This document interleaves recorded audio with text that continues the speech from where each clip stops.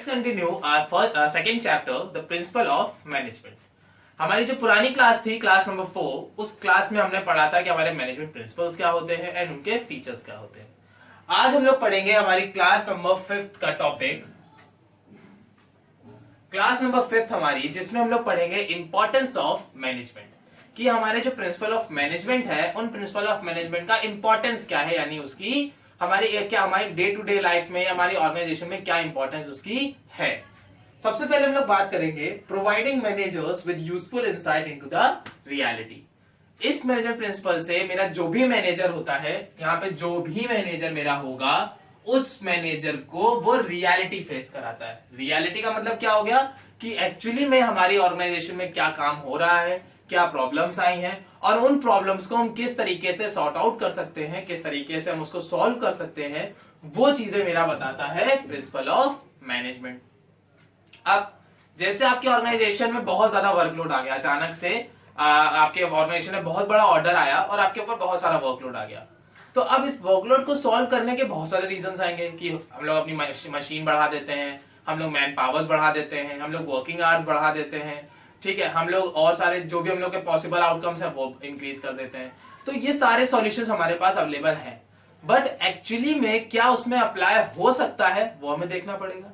अब जैसे अगर हम कहें मशीनरी बढ़ा देते हैं, तो अगर हम लोग मशीनरी इंक्रीज करते हैं तो उतनी कैपिटल भी तो हमारे पास होनी चाहिए, और हम उतनी ज्यादा कैपिटल उसमें हम इन्वेस्ट कर देंगे सिर्फ किस लिए, क्योंकि हमें एक बड़ा ऑर्डर मिला है, तो ये तो हमारे लिए प्रैक्टिकली एप्लीकेबल नहीं है। बात करते हैं सेकंड सॉल्यूशन की, कि हम क्या कर रहे हैं कि हमने लेबर्स का टाइम पीरियड बढ़ा दिया। जो वर्किंग टाइम पीरियड है, जो अभी वो 8 आवर्स काम कर रहे हैं, हमने उसको एक्सटेंड करके 12 आवर्स कर दिया, कि आज से सारे वर्कर्स 12 घंटे काम करेंगे और उनकी जो वेजेस होगी वो भी 12 आवर्स के हिसाब से ही होगी। ये एक सॉल्यूशन है, बट उनमें से कितने वर्कर ऐसे होंगे जो 12 घंटे काम कर पाएंगे वॉलेंट्री, और कितने वर्कर ऐसे हैं जो हेल्दी हैं और 12 घंटे काम कर सकते हैं, तो ये भी थोड़ा सा मुश्किल हो जाएगा। लेकिन यहाँ पे हम ये क्या कर सकते हैं कि अगर हमें अपना टारगेट कंप्लीट कराना है तो वहां पे हम क्या करेंगे, वर्कर्स हायर कर लेंगे डेली वेजेस पे। जैसे हमारे डेली वेजेस से वर्कर आते हैं, हम उनको हायर कर लेंगे डेली, उनसे काम करवाएंगे, और जब मेरा टास्क खत्म हो जाएगा तो मेरे वो वर्कर्स हमें छोड़ के चले जाएंगे, या हम उन वर्कर्स को पे कर देंगे और वो वर्कर्स वहां से चले जाएंगे। तो ये ऑप्शन बेस्ट रहेगा हमारे लिए। तो वही चीज यहाँ पे है कि इंपॉर्टेंस में पहला क्या आता है कि जो मेरे प्रिंसिपल ऑफ मैनेजमेंट है वो मेरे मैनेजर्स को रियलिटी फेस कराते हैं और उनका जो इंटेलिजेंस लेवल है उसको भी इंप्रूव करते हैं। देखिए, क्योंकि मैनेजर को ये पता चलता है कि एक्चुअली में मैनेजर की इस प्रॉब्लम का प्रैक्टिकली क्या सॉल्यूशन है और वो उसे किस तरह से सॉर्ट आउट कर सकता है। ठीक है, नेक्स्ट मेरा आता है optimum utilisation of resources. Optimum utilisation of resources का मतलब क्या हो गया कि हमारे जो मैनेजर्स हैं वो अपने रिसोर्सेज का मैक्सिमम यूटिलाइजेशन करते हैं through the process of principal of management. कैसे? जो मेरा मैनेजमेंट प्रिंसिपल होता है वो मैंने आपको पहले भी बताया कि वो एक जनरल गाइडलाइंस होती है, यानी रूल्स एंड रेगुलेशंस होते हैं। और जब कोई भी मैनेजर सारे रूल्स एंड रेगुलेशंस फॉलो कर रहा है, हर काम डिसिप्लिन वे में रह के कर रहा है, इफेक्टिवली एंड एफिशिएंटली कंप्लीट कर रहा है, तो जाहिर सी बात है कि वो अपने रिसोर्सेज को वेस्ट नहीं करेगा। और जब कोई भी मैनेजर अपने रिसोर्सेज को वेस्ट नहीं करेगा तो वो अपने रिसोर्सेज को फुल्ली यूटिलाइज कर पाएगा। और जब मैनेजर अपने रिसोर्सेज को फुल्ली यूटिलाइज करेगा तो उससे क्या होगा, no wastage and minimum cost, हमारा जो गुड्स है वो प्रोड्यूस हो पाएंगे और हमारा target effectively and efficiently achieve हो पाएगा। ठीक बात। तो हमारे यहाँ पे सेकंड पॉइंट क्या था, ऑप्टिमम यूटिलाइजेशन ऑफ रिसोर्सेज, कि हमारा जो मैनेजर है वो हमारे रिसोर्सेज को ऑप्टिमम तरीके से यूटिलाइज करेगा। ऑप्टिमम मतलब बेस्ट तरीके से, यूटिलाइजेशन मतलब यूज करेगा। तो ऑप्टिमम यूटिलाइजेशन ऑफ रिसोर्सेज का मतलब क्या हो गया, best use of our resources. कोई भी मैनेजर जो है वो हमारे रिसोर्सेज का अच्छी तरीके से इस्तेमाल करेगा तो उससे हमारे रिसोर्सेज की वेस्टेज भी नहीं होगी और कॉस्ट भी कम से कम आएगी। ठीक है, okay, move to the third point, scientific decisions. Scientific decision का क्या मतलब हो गया, जब कोई भी मैनेजर एक ऑर्गेनाइजेशन में काम करता है या जब कोई भी पर्सन जो है वो कोई काम टास्क परफॉर्म करता है तो वो डे टू डे लाइफ में या अपनी डे टू डे एक्टिविटीज में बहुत सारे डिसीजंस लेता है।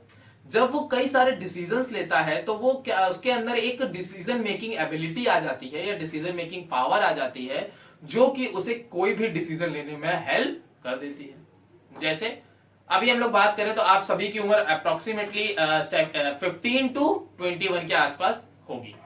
अब 15 से 21 साल की उम्र के बीच में जाहिर सी बात है आप आज के यूथ है तो आपके मन में बहुत सारे सॉल्यूशंस आते होंगे प्रॉब्लम्स के रिगार्डिंग कि हमारी गवर्नमेंट को ऐसा करना चाहिए, हमारे बिजनेसमैन को ऐसा करना चाहिए, उन्हें ये प्रोडक्ट लाने चाहिए, उन्हें ये प्राइसिंग रखनी, बहुत सारी चीजें हम लोग सोचते हैं।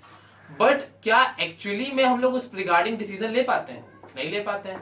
अगर हमसे कहा जाए चाइना के प्रोडक्ट नहीं खरीदने हैं, ठीक है, कहा हम लोग रुक पाते हैं? नहीं रुकते हैं। खरीदते हैं। क्यों खरीदते हैं? क्योंकि वो प्रोडक्ट हमारे सस्ते भी आते हैं, अच्छे भी होते हैं और एक टाइम पीरियड तक वो मार्केट में चल भी जाते हैं। लेकिन अगर हमारे जो मैनेजर्स हैं, जब मैनेजर्स की हम बात करते हैं तो वो अपने डे टू डे लाइफ के रिगार्डिंग बहुत सारे ऐसे डिसीजंस लेते हैं जो उन्हें टफ डिसीजन लेने पड़ते हैं। तो जब वो टफ डिसीजंस लेते हैं तो उससे क्या होता है, उनकी लॉजिक पावर भी इंक्रीज होती है और वो कॉज एंड इफेक्ट के अकॉर्डिंग डिसीजन ले पाते हैं कि हम ये जो डिसीजन ले रहे हैं इसका कारण क्या होगा और इसके आउटकम्स क्या निकल के आएंगे। जैसे कोई भी मैनेजर है, उसने अपने ऑर्गेनाइजेशन में जो भी डिसीजन लेगा वो ये डिसीजन सोच के लेगा कि इस डिसीजन को लेने के पीछे का कॉज यानी कि कारण क्या है और उसका इफेक्ट यानी उसका रिजल्ट क्या निकल के आएगा।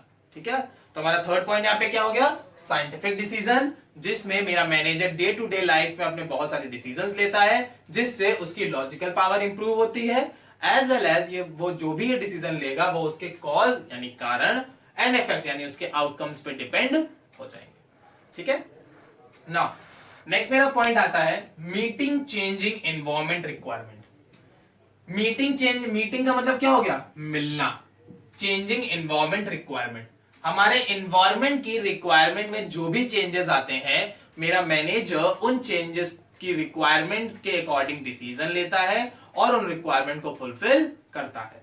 जैसे अगर हम बात करें, आज से हम लोग 4-5 साल पहले चलते हैं तो हमारी जो हम लोग जीन्स वगैरह पहनते हैं वो पूरी एकदम सही जीन्स आती थी, कोई उसमें होल्स वगैरह नहीं, कोई डैमेज नहीं, कुछ नहीं। बट रिसेंट इधर मार्केट में ट्रेंड्स किस चीज का आ गया, डैमेज जीन्स का। लोगों को डैमेज जीन्स पहनने का बहुत ज्यादा शौक है। तो जब ये चेंजेस आए हैं, ये चेंजेस मार्केट में हुए हैं, तो उससे क्या होगा, मैनेजर को भी तो चेंज करना पड़ेगा, है ना। जैसे अब आपने क्या किया, आपको तो पता नहीं था कि मार्केट में चेंजेस आने वाले। आपने क्या किया, आपने जीन्स फैक्ट्री है, आपने उसमें 1 लाख जीन्स बना के रख ली। सडन मार्केट में चेंज आया कि आपके यहाँ अब मार्केट में क्या है, लोगों को क्या पसंद आ रहा है, डैमेज जीन्स पसंद आ रही है। तो अब आप क्या करोगे, आपने तो 1 लाख जीन्स बना ली थी, तैयार कर ली थी, बट मार्केट में फैशन चेंज हो चुका है, अब डैमेज का टाइम आ गया, डैमेज का ट्रेंड चल रहा है, तो आपकी वो जीन्स तो बेकार हो गई, है ना। तो अब वहां पे क्या होगा, अब मैनेजर वहां पे फॉलो अप करेगा हमारे मैनेजमेंट प्रिंसिपल्स। कैसे फॉलो करेगा, वो क्या करेगा, सिंपली वो जो डैमेज जीन्स है उसको, मतलब जो उसकी सही वाली जीन्स है या जो उसकी एकदम अच्छी जीन्स है उसको हल्की हल्की डैमेज कर देगा।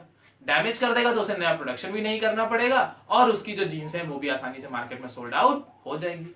तो यहाँ पे क्या हुआ, मैनेजर ने इन्वायरमेंट के रिक्वायरमेंट के अकॉर्डिंग अपने डिसीजंस को मैच किया और उन प्रॉब्लम को सॉर्ट आउट कर दिया। ठीक है, तो यहाँ पे सबसे पहली चीज क्या हो गई, मीटिंग चेंजिंग इन्वायरमेंट रिक्वायरमेंट। ठीक, नेक्स्ट मेरा आता है इफेक्टिव एडमिनिस्ट्रेशन।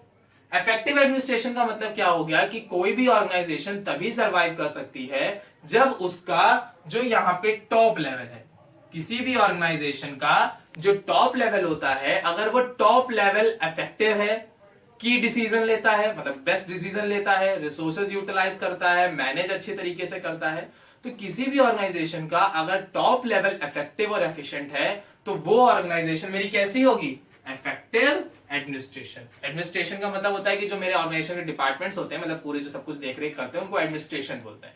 तो अगर मेरी ऑर्गेनाइजेशन का टॉप लेवल अच्छा होगा, वो वेरियस टाइप्स के डिसीजन लेगा, तो उससे हमारी एडमिनिस्ट्रेशन डिपार्टमेंट को भी हेल्प मिलेगी। तो वो डिसीजन कैसे लेगा, मैनेजमेंट प्रिंसिपल्स पे। नेक्स्ट आता है fulfilling social responsibilities. Fulfilling social responsibilities में फुलफिलिंग का मतलब पूरा करना, यानी कि जो भी जरूरत है उनको पूरा करना, तो फुलफिलिंग मतलब मींस कंप्लीट करना। सोशल रिस्पॉन्सिबिलिटी मींस सोसाइटी के लिए जो मेरी रिस्पॉन्सिबिलिटीज हैं, यानी कि सोसाइटी के प्रति जो मेरी जिम्मेदारियां हैं, हर मैनेजर को या हर वर्कर को, हर ओनर को सोसाइटी के लिए जो भी रिस्पॉन्सिबिलिटीज है उनको फुलफिल करना चाहिए या करना पड़ेगा ही। क्यों, कोई भी बिजनेस जो है वो सरवाइव कहां करता है, हमारे सोसाइटी में, और अगर वो सोसाइटी के बारे में नहीं सोचेगा तो कोई भी सोसाइटी जो है वो उस बिजनेसमैन से प्रोडक्ट नहीं परचेज करेगी। जब वो प्रोडक्ट नहीं परचेज करेगी तो फिर उसके प्रोडक्ट बिकेंगे नहीं। तो हर बिजनेसमैन को सोसाइटी में सोशल रिस्पॉन्सिबिलिटी फुलफिल करनी होगी। ये सोशल रिस्पॉन्सिबिलिटीज क्या होंगी, अननेसेसरी प्राइस आपको नहीं राइज करने हैं, मैनिपुलेशन नहीं करना यानी धोखा, लोगों को बेवकूफ नहीं बनाना है, अडल्ट्रेशन नहीं होनी चाहिए यानी कि मिलावट नहीं होनी चाहिए, ठीक, वो आपको लोगों को गुड प्रोडक्ट सप्लाई करने हैं विद द रीजनेबल कॉस्ट, अच्छे से अच्छे प्रोडक्ट और कम से कम प्राइसेस में। तो हर मैनेजर को, हर ओनर को जो हमारी सोशल रिस्पॉन्सिबिलिटीज हैं उनको फुलफिल करना पड़ेगा, और वो जो भी एक्टिविटीज करेगा वो सोसाइटी के अपलिफ्टमेंट के लिए ही करेगा। अपलिफ्टमेंट का मतलब क्या हो गया? सोसाइटी को बढ़ाने के लिए करेगा, मतलब वो जो भी काम करेगा वो हमारी सोसाइटी को अपलिफ्ट करने के लिए, उसको इनहैंस करने के लिए और उसको इंक्रीज करने के लिए ही करेगा। नेक्स्ट मेरा आता है management training education and research. अब जो यहाँ पे मेरा मैनेजमेंट है यानी कि जो मेरा पूरा ओवरऑल ऑर्गेनाइजेशन है वो क्या करती है, हमारे जो मैनेजर्स हैं उनको ट्रेनिंग देती है, मतलब उनको नई नई चीजें सिखाती है, उनको इंप्रूव करती है, उनकी स्किल्स को इनहैंस करती है। एजुकेशन उन्हें पढ़ाती है। पढ़ाने का मतलब यहाँ पे आपकी बेसिक नॉलेज से नहीं है, यहाँ पढ़ाने का मतलब है जो आपके डे टू डे लाइफ में चीजें आती हैं, यानी कि मतलब आपके मार्केट में जो नई चीजें आ रही हैं उनके बारे में उन्हें गाइड करना।